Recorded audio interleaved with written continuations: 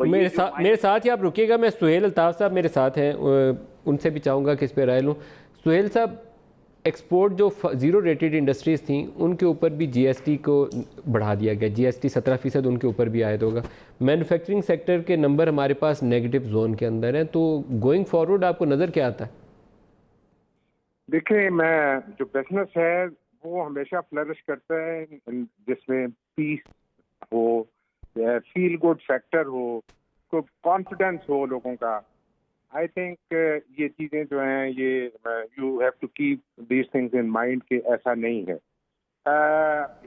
To start with पिछले साल की अगर अब आप बात करते हैं, पिछले साल में भी कितनी अनसर्टेनिटी थी। हमें फाइनेंस मिनिस्टर जो हैं उनको चेंज किया है हमने, लेकिन फाइनेंस मिनिस्टर के होते हुए भी बहुत ज्यादा फाइनेंस पे ताले आजमाई की जाती थी और डिफरेंट स्टेटमेंट्स आती थी।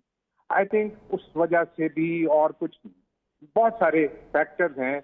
मैं समझता हूँ कि इस वक्त हम we are passing through a very difficult phase.